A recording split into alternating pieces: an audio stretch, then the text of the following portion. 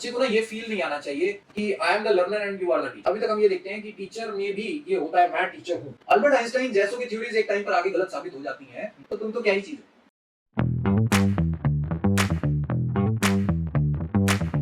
तो आपको लगता है कि एक्सपेंशन लर्निंग के लिए हमें कहीं ना कहीं एजुकेशन सिस्टम को कंटेंट भी थोड़ा चेंज करना पड़ेगा या कुछ नया लेके आना पड़ेगा? कंटेंट बदले बिना तो कुछ हो ही नहीं सकता। कंटेंट तो बदलना ही पड़ेगा। जो हम पुराना पढ़ रहे हैं, वो जो जिन तौर तरीकों से पढ़ रहे हैं वो बहुत ही खराब है। क्योंकि जो बुक्स हैं हमारी मैक्सिमम वो सब इस हिसाब से डिजाइंड है कि उसमें सिर्फ डॉक्ट्रिन्स दी गई हैं, वो सिर्फ वन साइडेड डेफिनेशंस हैं और फिर उसके बाद उन डेफिनेशंस को सिर्फ समझा दिया गया है या फिर उसके बाद क्वेश्चन आंसर्स हैं। ठीक है, कंटेंट पे तो देखो बहुत ज़्यादा एफर्ट लगाने की ज़रूरत है, हम लोग लगा रहे हैं अपने लेवल पर, बहुत अच्छा कंटेंट डिज़ाइन कर रहे हैं हम अपने। ठीक है, कंटेंट अपडेट किए बिना कुछ भी नहीं हो सकता। Content is the key point of that. तो कंटेंट पॉइंट ऑफ व्यू से जैसे आपने बात की, कंटेंट को बदलना पड़ेगा, कंटेंट को चेंज करना पड़ेगा, इसके अलावा और क्या मेजर चेंजेस हैं जो एक्सपेरिएंशियल लर्निंग मांगती है? देखो, कुछ चेंजेस इंफ्रास्ट्रक्चर में चाहिए, कुछ चेंजेस सिटिंग प्लान में चाहिए। अभी जो हमारा सिटिंग प्लान रहता है, लाइक पैरेलल बच्चे बैठे हैं, सर्कुलर अगर उनको बिठाएं, अगर उनको एक्टिविटी के इंटरेक्ट कर लेंगे अच्छे से, अगर हम उनको एक्टिविटीज के लिए एनवायरनमेंट दे दें। देखो, बच्चे को ना ये फील नहीं आना चाहिए कि I am the learner and you are the teacher, कि ये जो बोल रहा है ना ये सामने वाला बस वही सच है और मुझे इससे सीखना है, वो फील नहीं आना चाहिए।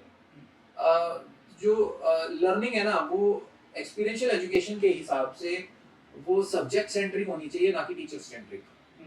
ठीक है, अभी तक हम ये देखते हैं कि टीचर में भी ये होता है, मैं टीचर हूँ, और बच्चे में भी होता है, मैं स्टूडेंट हूँ। इसलिए वो डिफरेंस खत्म करना है। वो डिफरेंस तो बिल्कुल खत्म करना ही पड़ेगा। नहीं, no one is a teacher, everyone is a learner. Teacher जो है वो भी कुछ ना कुछ सीख रहा है। ठीक है, पहले आपको अपने अंदर की लर्निंग आइडेंटिटी को जगाना होगा। आपकी लर्नर आइडेंटिटी जगेगी तब आप सीख सकते हैं।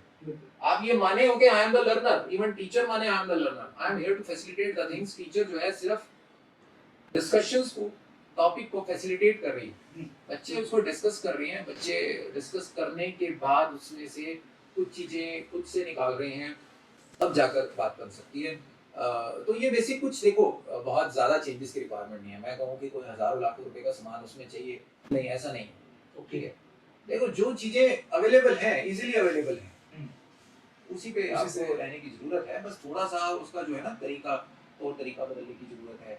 ठीक है, सिटिंग प्लान को थोड़ा सा चेंज कर सकते हैं, अपनी मेंटालिटी को चेंज कर सकते हैं। पहले भी आपने क्वेश्चन पूछा था कि टीचर क्या करे, तो अगेन मैं उसी पॉइंट पर आ रहा हूँ, अपनी मेंटालिटी को चेंज करें। नंबर 1 डिटर्मिनेशन, मैंने तब भी बोला था कि पहली चीज उसको डिटरमाइंड होना पड़ेगा कि मुझे सीखना है।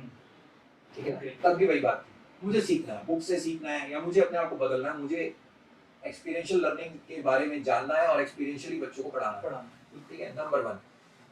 नंबर 2, वो ये मानना बंद कर दे मैं टीचर हूँ।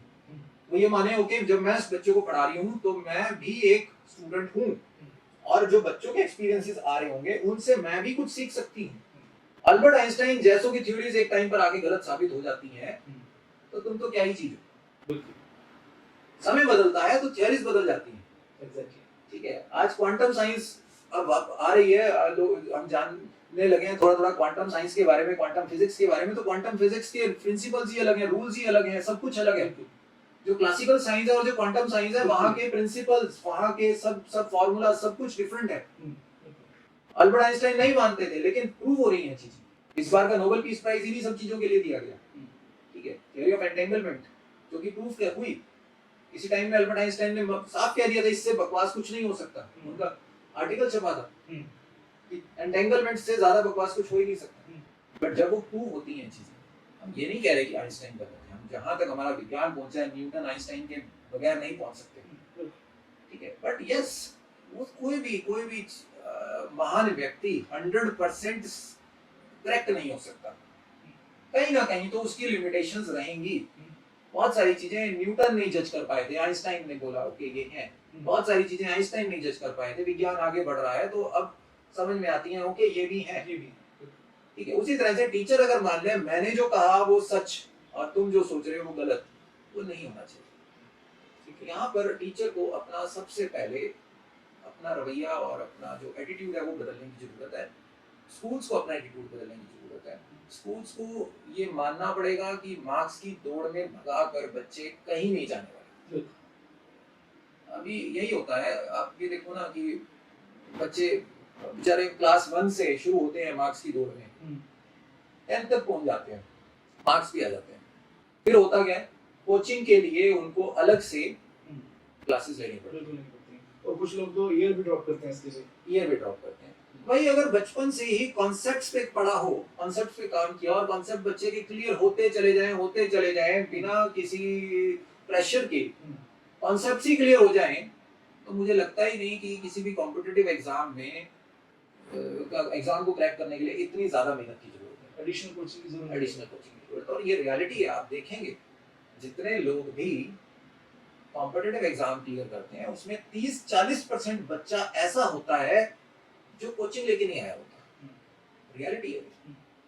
बहुत सारे बच्चे, जितने लोग भी आईआईटीज में पहुंचते हैं ना या आईएम्स में पहुंचते हैं, उसमें 30-40% बच्चा ऐसा होता है, मैं पहुंचने वालों की बात कर रहा हूँ, जो पहुंच जाते हैं उनमें 30-40% बच्चा ऐसा होता है जो जिसने बचपन से एजुकेशन को इंटरेस्ट लेके पढ़ा होता है और बिना किसी हार्डकोर कोचिंग के उसने एग्जाम क्रैक किया होता है। ओके, ये रियलिटी है। मैंने अपनी आंखों से कुछ ऐसे एग्जांपल्स देखे हैं जिन्होंने कोचिंग नहीं ली, they cleared GATE, they cleared IIT, they cleared CS, they cleared CA, ठीक है, अपनी सेल्फ स्टडी, सेल्फ नॉलेज और अपनी अंडरस्टैंडिंग के बेस पर बहुत सारे ऐसे लोग देखे हैं।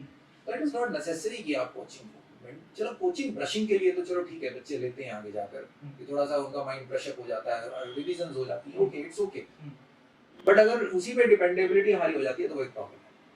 तो एक्सपीरियंशियल एजुकेशन इसमें बहुत बड़ा रोल प्ले करता है, और मतलब कि आपके जो कोर कॉन्सेप्ट्स है ना वो स्ट्रांग होते हैं। बिकॉज जैसे मान लो आपको गाड़ी चलानी आ ही गई तो फिर आप उसके बारे में कुछ भी बता सकते हो, ठीक है, फिर आपको डेफिनेशन इनकॉन्सिक्वेंशियल है, फिर डेफिनेशन याद करना और ये सब चीजें रट्टे मारना इनकॉन्सिक्वेंशियल है अगर आपको काम करना आ जाए। क्या फर्क पड़ता है डेफिनेशन आती है या नहीं, ठीक है, आपको मैन पावर हैंडल करनी आ गई और मैं आपसे पूछ रहा हूँ व्हाट इज मैनेजमेंट, शायद इससे बेहुदा सवाल नहीं होगा। बिल्कुल, आप जब करना जान ही गए तो वो मैनेजमेंट की डेफिनेशन क्या है क्या नहीं है उसमें जाने का कोई सवाल नहीं। और आपको डेफिनेशन आती है लेकिन आपको एक्चुअल में जब लोगों के सामने खड़ा किया जाए तो आप उनके साथ इंटरेक्ट ही नहीं कर पाते, उनको कंट्रोल ही नहीं कर पाते, तो what is the use of that definition. बड़ी सिंपल सी बात है। तो यही रीजन है कि हमारा एजुकेशन और जब बच्चा इंडस्ट्री में जाता है तो बहुत ज्यादा डिफरेंस मिलता है। यहाँ हम एक डायलेक्ट की बात करते हैं, वहाँ हम फिर कोई दूसरा डायलेक्ट स्टार्ट हो जाता है, वो बिल्कुल ही चेंज हो जाता है। बिल्कुल ही चेंज हो जाता है, क्योंकि वो चीजें हमने कहीं ना कहीं पढ़ी ही नहीं है, सीखी नहीं है, जो इंडस्ट्री में हो रही है और आज से नहीं हो रही, बहुत सालों से हो रही है। एग्जैक्टली, और वो चीज हम प्रैक्टिकल नॉलेज में लेके ही नहीं आ रहे। एग्जैक्टली, मतलब जो चीज प्रैक्टिकली चल रही है मार्केट में या इंडस्ट्री में, वो चीज सिखाई नहीं जा रही है, बिल्कुल भी नहीं सिखाई जा रही है। उसके लिए तो बहुत ज्यादा काम करने की जरूरत है। वही मैं कह रहा हूँ कि बुक्स को अपडेट होने की जरूरत है, कंटेंट को अपडेट होने की जरूरत है, स्मार्ट क्लासेस की जरूरत है। ये बेसिक इंफ्रास्ट्रक्चर में स्मार्ट क्लासेस होने चाहिए स्कूल्स के पास, जहाँ पर वीडियोस दिखाई जा सके, जहाँ पर एनिमेशंस दिखाई जा सके, जहाँ पर बच्चों की क्यूरियोसिटी को किसी भी लेवल तक जाकर शांत किया जा सके। ठीक है, आपके माइंड में क्यूरियोसिटी है कि कोई चीज कैसे काम कर रही है। आजकल तो यूट्यूब का जमाना है ना, हर चीज इंटरनेट पे अवेलेबल है। हमारे टाइम में तो क्या चीजें अवेलेबल नहीं थी, तो हम तो तरसते थे कि कैसे हो रही हैं चीजें।